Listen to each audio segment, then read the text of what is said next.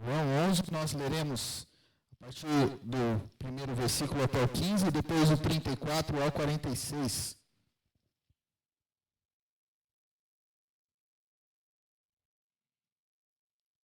João 11, 1 a 15, e depois 34 ao 46, diz assim: Estava enfermo Lázaro de Betânia, da aldeia de Maria e de sua irmã Marta. Esta Maria, cujo irmão Lázaro estava enfermo, era a mesma que ungiu com bálsamo o Senhor e lhe enxugou os pés com seus cabelos. Mandaram, pois, as irmãs de Lázaro dizer a Jesus: Senhor, está enfermo aquele a quem amas. Ao receber a notícia, disse Jesus: Esta enfermidade não é para a morte, e sim para a glória de Deus, a fim de que o Filho de Deus seja por ela glorificado. Ora, amava Jesus a Marta e a sua irmã e a Lázaro. Quando, pois, soube que Lázaro estava doente, ainda se demorou 3 dias no lugar onde estava. Depois disse aos seus discípulos: Vamos outra vez para a Judeia. Disseram-lhe os discípulos: Mestre, ainda agora os judeus procuravam apedrejar-te e voltas para lá? Respondeu Jesus: Não são 12 as horas do dia? Se alguém andar de dia, não tropeça, porque vê a luz deste mundo. Mas se anda de noite, tropeça, porque nele não há luz. Isto dizia, e depois lhes acrescentou: Nosso amigo Lázaro adormeceu, mas vou para despertá-lo. Disseram-lhe, pois, os discípulos: Senhor, se dorme, está salvo. Jesus, porém, falava com respeito à morte de Lázaro, mas eles supunham que tivesse falado do repouso do sono. Então, Jesus lhe disse claramente: Lázaro morreu. E por essa causa me alegro de que lá não estivesse, para que possais crer, mas vamos ter com ele. A partir do versículo 34, e perguntou: Onde o sepultastes? Eles responderam: Senhor, vem e vê. Jesus chorou. Então disseram os judeus: Vede quanto o amavam. Mas alguns objetaram: Não podia ele, que abriu os olhos ao cego, fazer que este não morresse? Jesus, agitando-se novamente em si mesmo, encaminhou-se para o túmulo. Era este uma gruta, cuja entrada tinha posto uma pedra. Então ordenou Jesus: Tirai a pedra. Disse-lhe Marta, irmã do morto: Senhor, já cheira mal, porque já é de 4 dias. Respondeu-lhe Jesus: Não te disse que, se creres, verás a glória de Deus? Tiraram então a pedra. E Jesus, levantando os olhos para o céu, disse: Pai, graças te dou, porque me ouvistes. Aliás, eu sabia que sempre me ouves, mas assim falei por causa da multidão presente, para que creiam que tu me enviaste. E tendo dito isto, clamou em alta voz: Lázaro, vem para fora. Saiu aquele que estivera morto, tendo os pés e as mãos ligados com ataduras e o rosto envolto num lenço. Então lhes ordenou Jesus: Desatai-o e deixai-o ir. Muitos, pois, dentre os judeus que tinham vindo visitar Maria, vendo o que fizera Jesus, creram nele. Outros, porém, foram ter com os fariseus e lhes contaram dos feitos que Jesus realizara. Vamos orar mais uma vez. Senhor Deus, obrigado, Pai, porque a Tua palavra foi lida, temos o acesso à Tua palavra e agora podemos meditar nela. Fala aos nossos corações essa noite. Nos abençoa, nos usa, Deus, no poder do Teu Santo Espírito. E, ó Deus, abre o nosso coração e mente para entendermos o que o Senhor tem preparado para nós. Em nome de Jesus. Amém. Muito bem, nós estamos já na série de pregações intitulada Ele é Jesus. Esta série de pregações tem como objetivo mostrar quem é esse Jesus que nós vemos lá em tantos presépios, em tantas representações por aí, de um Jesus deitado numa manjedoura, mas que para muitos esse Jesus não passa de um bebezinho que está ali, de uma representação apenas.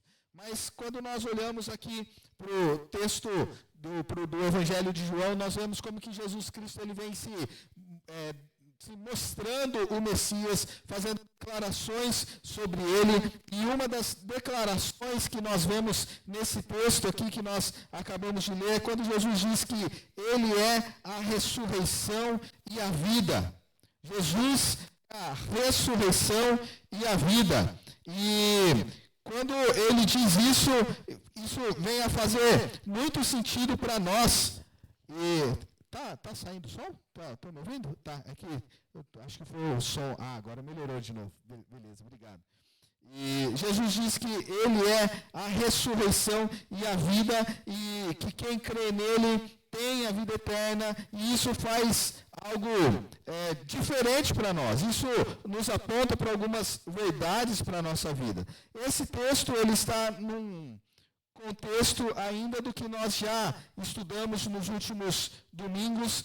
Nós estávamos falando sobre as outras declarações de Jesus. Ele começa a se declarar primeiro como o pão da vida, depois como a luz do mundo, depois como a porta das ovelhas, depois como o bom pastor e agora como a ressurreição e a vida. E para entender tudo o que está acontecendo, nós temos que voltar um pouquinho. Quando Jesus faz essas declarações, os fariseus começam a ficar muito bravos com Jesus, e Jesus quase é morto ali. Eles que tentam e querem buscar um jeito de apedrejar Jesus naquele lugar. Jesus ele cura um cego de nascença, algo que era impossível de ser feito, ainda mais por ser um cego de nascença. Não existia nenhum tipo de relato sobre isso. E Jesus então manifesta o seu poder ali sobre a vida deste homem.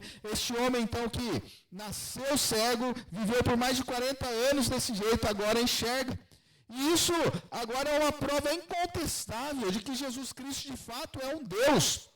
Mas ainda as pessoas, os fariseus, ficam ali buscando algum jeito de brigar com Jesus, algum jeito de perseguir a Jesus. E agora, no meio de tudo isso, Jesus, ele fala que ele é o bom pastor, que ele dá a vida pelas suas ovelhas e tal, e depois ele vai embora. Aí nós chegamos aqui nesse capítulo. No capítulo 10, Jesus, ele, depois de toda essa discussão, ele vai embora, sai ali de Jerusalém e vai para as margens do Rio Jordão. E ali Jesus, naquele lugar, longe dos fariseus, longe das confusões, recebe a visita de alguém, um mensageiro. E esse mensageiro vai dizer a Jesus que Lázaro, uma pessoa a quem Jesus amava, um grande amigo de Jesus, estava doente, estava enfermo. Para chegar onde Jesus estava, era um dia de caminhada. Então, quando as irmãs de Lázaro mandam esse homem até Jesus, naquele mesmo dia Lázaro morre. E aí esse homem chega lá, fala para Jesus, e Jesus ainda se demora 2 dias na beira do rio, e depois ele caminha até chegar à aldeia de Betânia, mais um dia. Por isso, 4 dias que Lázaro já está morto, está sepultado. Os estudiosos vão acreditar que a partir do momento que o mensageiro saiu ali de Betânia para encontrar Jesus Cristo, Lázaro morreu ali logo em seguida. Então é neste contexto que está, que está esta história. Jesus, ali na beira do Jordão, fala para os seus discípulos, olha, a gente vai lá para Betânia. E ali eles começam a ficar preocupados, e falam, Jesus, mas a gente acabou de vir lá de pertinho, lá de Jerusalém, e se a gente for para lá, as pessoas vão querer apedrejar a gente. As pessoas vão querer matar a gente, Jesus, não vamos lá não. Né? E existe uma...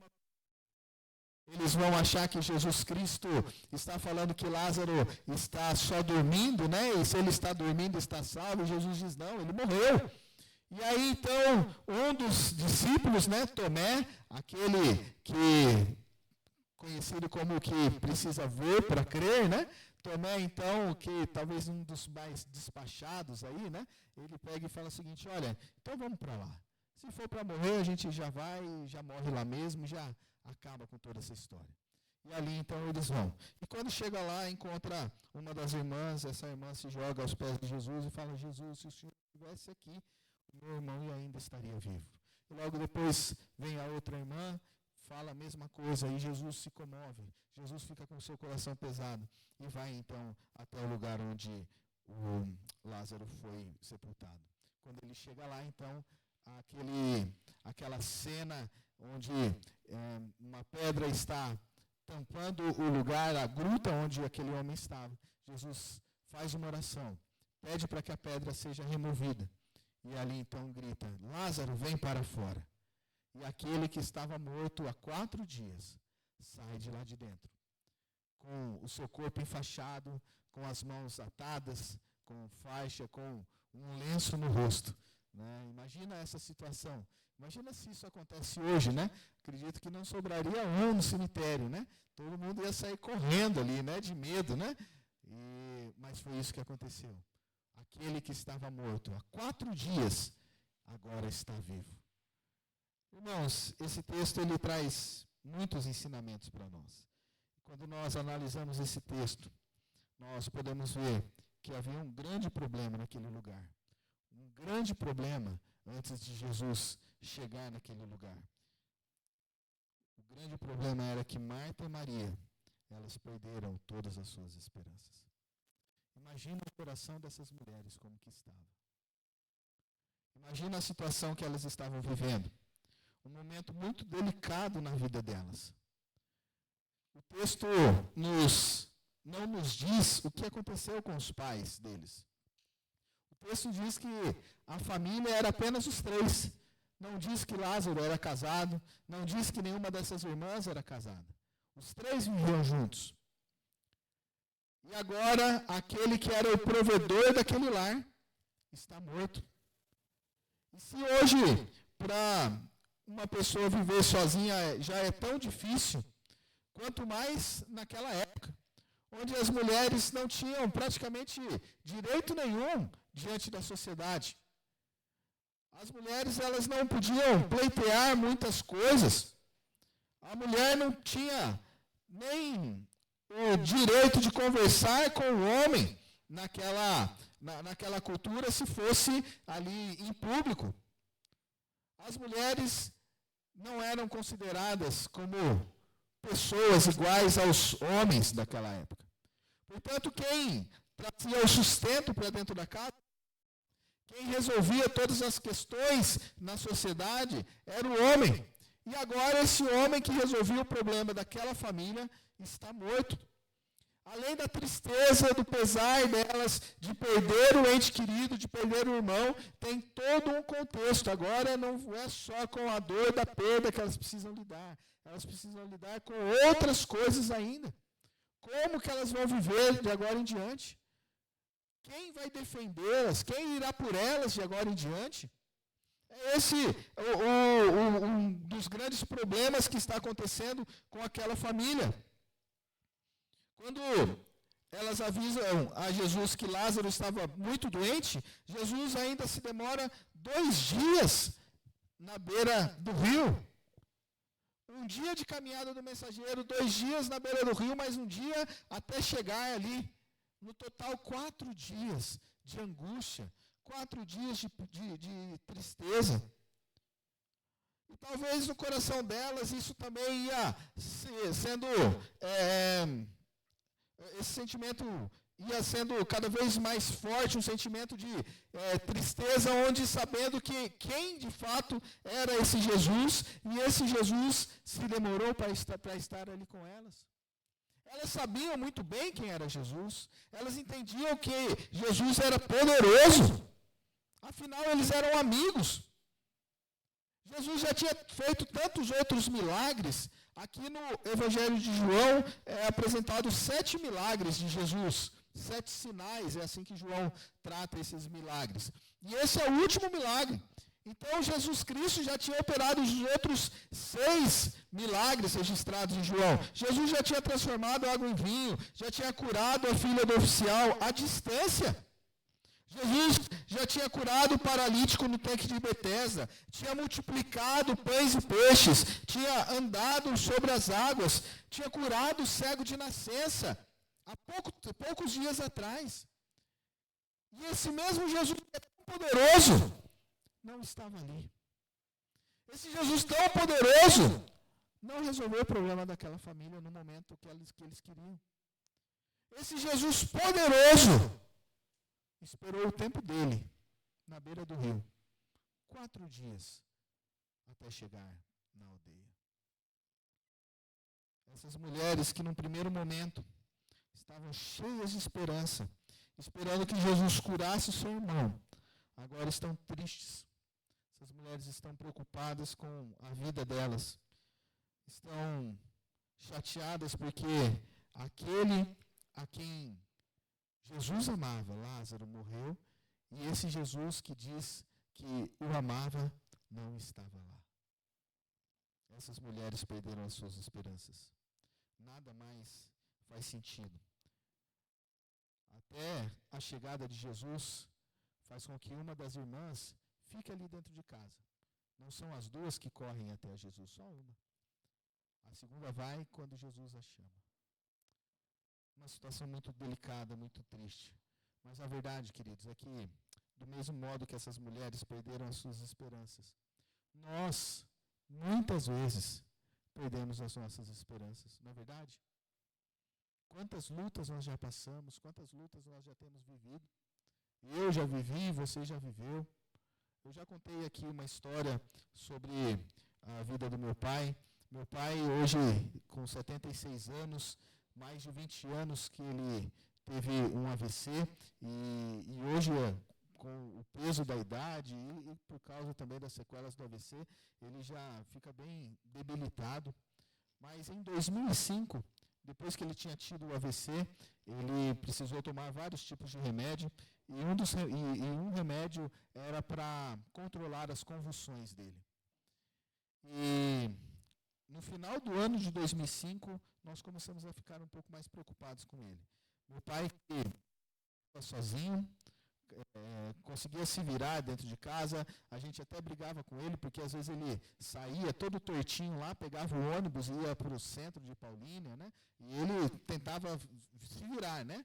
E às vezes até caindo dentro do ônibus e tudo mais, e a gente chamava a atenção dele, mas ele ainda assim firme, consciente, fazendo as suas coisas. E ali no final desse ano ele começou a ficar um pouco mais fraco, com o passar dos dias ele começou a ficar mais acamado, começou a precisar de ajuda para andar, até as suas necessidades fisiológicas ele já não tinha mais controle. E a gente ia dar os remédios para ele, ele não conseguia nem engolir os remédios. A gente chegava até a tentar fazer jogar um pouco de água, espremer ou triturar ali o remédio, né, para ver se ele engolia aquilo, e foi uma situação muito difícil. Me lembro que no fim de semana, todos os parentes nossos de São Paulo, minha avó e meu avô eram vivos ainda, eles vieram de lá quase que para se despedir do meu pai ali naquele dia. E nós já não sabíamos mais o que fazer. Levávamos um médico, o médico não encontrava nada. Dizia que era uma sequela do AVC, ou que muito provavelmente ele tinha tido outro AVC que o deixou desse mundo. E ali então a gente orava a Deus e colocava a vida do meu pai diante de Deus, e só que no nosso coração as nossas esperanças já tinham se esgotado. O meu pensamento era que meu pai não passaria daquele fim de semana, de tão triste que era a situação que ele estava. E eu não sei como que é a sua atitude diante do sofrimento. A minha atitude foi de ficar muito para baixo. A vontade é de ficar fechado num quarto e ali se isolar das outras pessoas. Mas talvez você não seja assim. Talvez você seja aquela outra pessoa de fé, né, que se coloca diante de Deus e começa a orar e entrega nas mãos de Deus e confia em Deus. A verdade é que nós temos muitos modos de lidar com tudo isso. A verdade também é que a crise vem. Isso é uma coisa que não é privilégio meu e não é privilégio seu. Todos nós passamos por crises. Todos nós passamos por situações. Eu tenho este relato do meu pai, e talvez você tenha um relato do ente muito querido também que está passando por problemas terríveis. E como lidar com tudo isso? Quando as nossas esperanças já se esgotaram, quando as nossas esperanças já estão mortas. E a verdade é que não é pelo fato que nós seguimos a Jesus que nós vamos viver sem lutas. As lutas vêm mesmo. As lutas sempre teremos. Sempre precisaremos lidar com isso. Sempre passaremos por adversidades. Nós devemos ter em mente que Deus ele se levanta para nos ajudar no momento dele. É na hora dele, não na nossa. Quantos de nós aqui temos orado tanto pelo Zé, que faz falta aqui, a gente sobe aqui no púlpito e geralmente ele ficava aqui, ó, nesse cantinho, né? Hoje já está mais fraco, não está conseguindo vir na igreja. E você também deve estar lembrando de tantos outros irmãos que já estiveram aqui também, que hoje não conseguem vir por causa da saúde. Irmãos, Deus agirá no tempo certo, é na hora dele e do jeito dele. Foi isso que aconteceu nesse texto. Quando todas as esperanças tinham morrido, quando aquelas mulheres já tinham perdido as suas esperanças, Jesus restaurou as esperanças de Marta e Maria. Quando tudo parecia perdido, chega a notícia de que Jesus tinha chegado na aldeia. E agora, uma das irmãs sai correndo disparada ao encontro de Jesus, enquanto a outra fica dentro de casa, sendo consolada pelos outros judeus que estavam ali, que foram para estar junto com elas, para consolar essas irmãs. E quando Marta chega ali diante de Jesus, tem esse encontro com Jesus, ela começa uma conversa com Jesus e diz: Senhor, se o Senhor estivesse aqui, o meu irmão ainda estaria vivo. E nesse momento da conversa, nós podemos ver claramente que a esperança pode ter morrido, mas a fé não morreu. Ela sabe com quem ela está falando. Ela sabe quem é esse Jesus que está diante dela.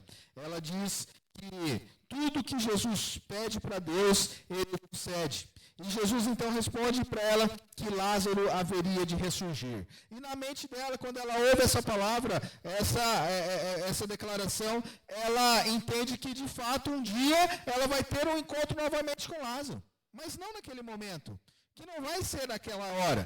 Que Jesus Cristo não vai ressuscitar ele ali, mas que na hora certa, quando ela fechar os olhos e estiver junto com o Pai, ela vai encontrar com Lázaro novamente. É isso que começa a nascer no coração dela. Isso é uma pontinha de esperança, porque ela sabe que mesmo diante de tantas lutas, de tantas coisas que eles vivem aqui, um dia eles estariam juntos novamente. E isso começa então a fazer sentido para o coração daquela mulher. Jesus então manda chamar a Maria, logo ela chega ao seu encontro, a reação dela é se lançar aos pés de Jesus novamente e falar a mesma coisa: Senhor, se o Senhor tivesse chegado antes, o nosso irmão estaria vivo. E Jesus então se comove nesse momento. E aí a Bíblia diz que ele agitou-se no espírito, que Jesus chorou, e aí pede para ir então até o lugar onde Lázaro foi sepultado. Então, Jesus chega naquele túmulo, um tipo de gruta fechada, e ele não chega apenas só com as duas irmãs, mas todas aquelas pessoas que estavam lá consolando, vêm junto, e algumas vêm ainda falando: olha, esse Jesus que acabou de curar um cego, por que ele não curou a Lázaro? E as outras ali, que não falavam isso, estavam ali para ver o que ia acontecer, para ver o show que estava para acontecer. E Jesus Cristo então chega naquele lugar, um tipo de gruta fechada por uma pedra, o seu espírito novamente se agita e ordena para que as pessoas que estão naquele lugar removam a pedra, e Jesus então faz uma oração: Pai, graças te dou porque me ouvistes. Aliás, eu sabia que sempre me ouves, mas assim falei por causa da multidão presente, para que creiam que tu me enviaste. Jesus sabia o porquê de tudo aquilo. Jesus sabia que tudo que estava acontecendo ali era para a glória do Senhor. Era para demonstrar o poder de Deus, para que as pessoas pudessem ver a Jesus Cristo e reconhecê-lo como o Messias esperado. E aí então, Jesus grita: Lázaro, sai para fora. E antes, eu fico imaginando essa cena, né? E antes das pessoas verem Lázaro saindo ali daquele túmulo, né, o que será que se passou na cabeça deles, né? Se a gente chegar no cemitério agora e ver uma pessoa ali olhando para um caixão ali sendo velado e dizendo: olha, fulano, sai daí, o que passaria na nossa mente, né? A gente diria: esse aí está louco. O que ele está querendo com isso? Talvez isso que deve ter passado na cabeça de muita gente ali. Mas daí, de repente, eles começam a ouvir um barulho. E quando olham ali para aquele lugar, para aquela gruta, está saindo praticamente uma múmia. Uma pessoa enrolada em faixas. Um lenço no rosto. Sem cheiro de deterioração, né? 4 dias ali. E esse homem sai, vivo. Sai ali com toda a saúde. Lázaro está vivo. Jesus restaurou a vida. Jesus restaurou a saúde. Jesus restaurou a esperança de Marta e Maria. Jesus restaurou a esperança daquela família. E do mesmo modo que Jesus restaura as esperanças de Marta e Maria, Jesus restaura as nossas esperanças ainda hoje. Por maior dificuldade que nós possamos passar, esse Jesus está cuidando de nós. Esse Jesus está de olho. Esse Jesus está intervindo, está trabalhando em nosso favor. E no momento certo vai se resolver. E do jeito dele vai se resolver. Voltando lá na minha história, quando chegou o fim de semana, e aquele fim de semana passou, nós já não tínhamos mais esperança. E novamente levamos meu pai no hospital. E pegamos um médico diferente. Esse médico que nos atendeu resolveu fazer um exame de sangue no meu pai. E ele viu que o medicamento que ele tomava para convulsão estava muito acima a dosagem ali no seu sangue. E aquilo estava intoxicando meu pai. E ali, naquele momento, ele suspendeu o uso do remédio. Isso foi numa segunda-feira de manhã. Na terça-feira à tarde, meu pai já estava conversando com a gente. Meu pai já estava ficando melhor. E logo ele já voltou a andar novamente, logo começou a querer sair novamente, né, dando até um pouco mais de trabalho, mas graças a Deus, Deus restaurou as nossas esperanças. Mas não seria leal da minha parte chegar aqui para vocês, contar essa história e dizer, Deus, ele faz exatamente desse jeito. Porque não é sempre assim que Deus trabalha. Porque não foi todas as pessoas que estavam mortas que Jesus ressuscitou. Mas Lázaro. Naquele dia somente é Lázaro. Quantos de nós temos orado por entes queridos que estão doentes e muitas vezes eles se vão? Como então entender que esse Jesus restaura as nossas esperanças? Certa vez, eu estava ouvindo um DVD do cantor Paulo César Baruch, e ali ele contava sobre ali tinha, na verdade, o testemunho de um pastor. Esse pastor escreveu uma carta contando a luta que ele tinha com seu filho. Desde que o menino nasceu, esse menino sofria de vários problemas de saúde e tão pequenininho, já tendo que passar noites e noites no hospital, sendo espetados por agulha e não tinha muita solução. E ali, como ele era um amigo desse cantor, onde o cantor passava, ele pedia para que as pessoas estivessem orando pelo Mateus. E muitas igrejas no Brasil orando por ele. E ali, naquela carta, ele continua escrevendo e diz, e para a glória de Deus, o Mateus foi curado. E ali, na hora que ele fala no show, as pessoas começam ali a dar glória a Deus, a glorificar, aleluia, glória a Deus. E ele continua dizendo, o Mateus faleceu no dia tal, tal, tal. E aí ele fala que Deus curou o Mateus. Não do jeito que ele esperava. Não com a cura física aqui, mas que naquele momento ele cria que o Mateus está com o pai. Que agora não tem mais noites no hospital. Não tem mais agulhas furando o braço daquela criança. Não tem mais dor com a enfermidade. Não tem mais a tristeza dos familiares vendo o filho passar por tudo aquilo. O Mateus está curado. E no dia certo, quando o pai e a mãe fecharem os olhos, encontrará o Mateus novamente na glória com o Pai Celestial. É difícil entender isso, não é verdade? Mas a verdade é que Deus, ele trabalha de maneiras que nós não entendemos. E muitas vezes nós queremos que o nosso ente querido fique sofrendo aqui do que estar na glória eterna com o Pai. Mas esse Jesus, ele cura, ele restaura. Talvez não do modo que a gente queira, mas ele faz do melhor jeito, porque é o jeito que ele sabe fazer, de maneira perfeita, de maneira excelente. Jesus Cristo restaura as nossas esperanças, nos dando a vida eterna. O versículo 25 fala isso para nós. Diz o seguinte: disse-lhe Jesus: eu sou a ressurreição e a vida. Quem crê em mim, ainda que morra, viverá. Queridos, essa declaração é a declaração que nos traz esperança. É a declaração que renova as nossas forças. Porque esse Jesus Cristo, ele não tem poder apenas de curar uma dor de cabeça, de curar uma febre, de curar um câncer, mas ele tem o poder de nos dar uma vida nova.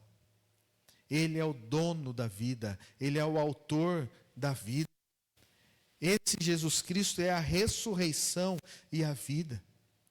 Nós estávamos mortos nos nossos delitos e pecados, mas ele nos deu vida, porque ele é a própria vida, porque ele tem autoridade sobre a vida e sobre a morte. Quando ele morreu, ao terceiro dia ele ressuscitou, porque a morte não pôde contê-lo. Ele derrotou a morte. E ele promete para cada um de nós, esse Jesus, que é a ressurreição e a vida, ele nos promete vida em abundância. Ele nos promete a vida eterna. E essa vida eterna não é algo que nós desfrutaremos quando ele voltar pela segunda vez. Mas essa vida eterna é algo que nós já desfrutamos agora, desfrutamos já. Experimentamos da vida eterna com Deus, do relacionamento que nós podemos desenvolver com Deus, através da oração, da leitura da palavra de Deus, reunidos enquanto povo de Deus. Esse Jesus Cristo é a ressurreição e a vida, e nós só experimentamos da vida quando nós reconhecemos quem de fato nós somos. Pecadores, pessoas que carecem da graça desse Deus, pessoas que não têm capacidade nenhuma de alcançar a salvação. Não existe nada que eu possa fazer de bom que vai me fazer alcançar a salvação, porque eu não sou bom. Eu posso fazer uma boa ação aqui, mas ali na frente eu vou fazer algo que não é tão bom assim. E não existe essa ideia de balança, né? Onde vai colocar as coisas boas que eu fiz num lado, as coisas más que eu fiz de outro lado, e o qual pesar mais vai me dar a condenação ou a absolvição. Não é isso. O que me dá a absolvição é o sangue de Cristo que foi vertido na cruz do Calvário, que lavou os meus pecados, que pagou a dívida impagável que nós tínhamos. Tudo isso foi necessário. Jesus Cristo se fez carne para poder pagar pelos nossos pecados. Deus o enviou porque Ele nos ama e quer nos reconectar com Ele, nos reconciliar com Ele. E somente através de Jesus Cristo nós podemos ser reconciliados. Jesus Cristo é a ressurreição e a vida. Todo o que vive e crê em mim não morrerá. Não morrerá eternamente. Passaremos pela morte física. Isso é algo quase que certo, a não ser que Jesus Cristo volte agora aqui e nos pegue vivos aqui, né? Mas a probabilidade é que nós passaremos pela morte física. Mas a verdade também é que nós, ao fecharmos nossos olhos aqui, imediatamente, no mesmo instante, abriremos os nossos olhos na mansão celestial, na presença do nosso Senhor Jesus Cristo. E Jesus Cristo estará conosco. Nós estaremos com Ele. Viveremos eternamente com esse Senhor. Experimentaremos dessa vida eterna plenamente. Que maravilha, irmãos. Mas enquanto esse dia não chega, esse Jesus Cristo, que é a ressurreição e a vida, disse em Mateus 28, 18 a 20: foi-me dada toda a autoridade no céu e na terra. Portanto, vão e façam discípulos de todas as nações, batizando-os em nome do Pai, do Filho e do Espírito Santo, ensinando-os a obedecer a tudo que lhes ordenei, e eu estarei sempre com vocês até o fim dos tempos. Esse Jesus Cristo nos deu uma vida, não para nós agora ficarmos de braços cruzados no banco da igreja ou nas nossas casas confortáveis esperando o dia da volta de Jesus Cristo. Mas Ele nos deu essa vida para que a gente possa falar do autor e consumador da fé, do que é a ressurreição e a vida, falar de quem é o pão da vida, falar de quem é a luz do mundo, falar de quem é a porta das ovelhas, falar de quem é o bom pastor. Jesus nos chama para essa missão, queridos. Nós que já entendemos quem é esse Jesus, nós temos essa missão. Eu sou a ressurreição e a vida. Quem crê em mim, ainda que morra, viverá. Eu não sei se você já teve essa conversa com Deus e reconheceu Ele como Senhor e Salvador da sua vida. Como eu disse aqui na semana passada, um momento muito alegre de receber os nossos irmãos que declararam a sua fé publicamente aqui em Jesus Cristo. E talvez você não tenha ainda reconhecido esse Senhor como Senhor e Salvador. Esse é o tempo. Como a nossa irmã Jaqueline disse, o tempo está próximo. Nós vemos tantas coisas acontecendo. E a volta de Jesus está muito próxima. E como Ele irá nos encontrar? Quando Jesus voltar, não vai ter mais outra chance. Quando Jesus aparecer nas nuvens, não vai dar mais tempo de falar, Senhor, eu me arrependo agora. Agora que eu estou te vendo, eu me arrependo. Não vai ter mais tempo. O tempo é agora. O tempo é hoje. Se entregue a esse Jesus. E você que já se entregou a esse Jesus, busque servi-lo cada vez mais. Se engaje cada vez mais na adoração a esse Deus. Sirva a esse Deus com excelência. Adore a esse Deus em espírito e em verdade, como nós cantamos aqui. Tenha prazer em estar na casa do Senhor. Tenha prazer em meditar na palavra do Senhor. Como o salmista diz, como a corça suspira pelas águas. Que a gente seja assim, tenha sede por esse Deus, sede por conhecer desse Deus. Esse que é a ressurreição e a vida. Esse que nos deu a vida e por isso nós estamos aqui. Amém?